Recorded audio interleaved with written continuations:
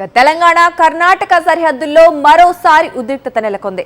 Bidar municipal చెత్తను తమ గ్రామంలో పారబోస్తున్నారని మల్గి గ్రామస్తులు ఫైర్ అయ్యారు.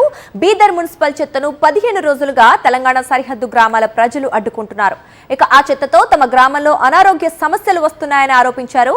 అయితే చెత్తను అడ్డుకుంటోన్న వారిపై మున్సిపల్ అధికారులు బెదిరింపులకు దిగారు. బీదర్కి ఎలా వస్తారో చూస్తామంటూ వార్నింగ్ ఇచ్చారంటున్నారు తెలంగాణ సరిహద్దు గ్రామాల ప్రజలు. ఇక మల్గి బీదర్ రోడ్డుపై 40 వాహనాల చెత్తను పారబోశారు. దీంతో బీదర్ మల్గి మధ్య రాకపోకలు బంద్ అయ్యాయి.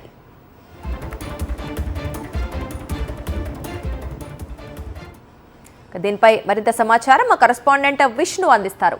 విష్ణు, చెప్పండి. చూస్తున్నాం చెత్తని పారబోయొద్దు అంటూ తెలంగాణ గ్రామాల ప్రజలు చెప్పడంతో ఇక్కడ బీదర్ అండ్ తెలంగాణ వాసుల మధ్య కాస్త ఉద్రిక్తత పరిస్థితులు చూస్తున్నాం. ఏంటి అప్డేట్స్ ఏంటి?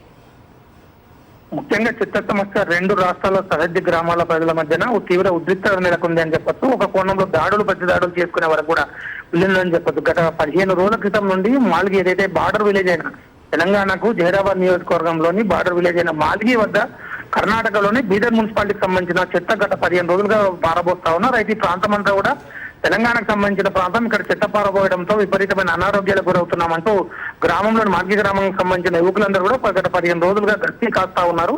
అక్కడికి వచ్చే వాహనాలన్నిటి కూడా తిప్పి పంపుతున్నారు. అయితే ఈ సమస్య గత 4 రోజులుగా ఉన్నప్పటికీ కూడా మధ్యన 15 రోజులు ఆగిపోయినప్పటికీ కూడా తిరిగి బీదర్ సంబంధించిన చెత్త అంతా ఇక్కడికి వస్తా ఉంటే అడ్డుకున్న నేపథ్యంలో బీదర్ సంబంధించిన మున్సిపల్ అధికారులు పూర్తిగా చెత్తనంతా కూడా అక్కడే 40 ట్రాక్టర్ల చెత్తను కూడా అక్కడే ప్రధాన రహదారి మీద పోవడంతో ఏదైతే కర్ణాటక వెళ్ళడం కోసం బీదరు తెలంగాణ నుండి బీదర్కి వెళ్లే మాల్గి రహదారి పూర్తిగా చెత్తతో నిండిపోయింది. దీంతో ఉద్రిక్త వాతావరణం నెలకొంది. మున్సిపల్ అధికారులు బీదర్లకు వచ్చే వాళ్ళందరూ కూడా ప్రత్యేకంగా పోలీసులు పెట్టి వాళ్ళ వాహనాలను కూడా చెక్ చేయించి కేసులు నమోదు చేస్తా ఉన్నారు. ఈ పరిస్థితి మరింత ఉద్రిక్తంగా మారే అవకాశం ఉంటుంది. వెంటనే రెండు రాష్ట్రాలకు సంబంధించిన ఉన్నతాధికారులు రంగంలోకి దిగి ఈ సమస్యను పరిష్కరించాలని చెప్పని గ్రామస్తులు కోరుతా ఉన్నారు.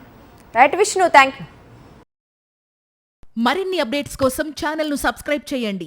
నోటిఫికేషన్స్ కోసం బెల్ ఐకాన్ పై క్లిక్ చేయండి.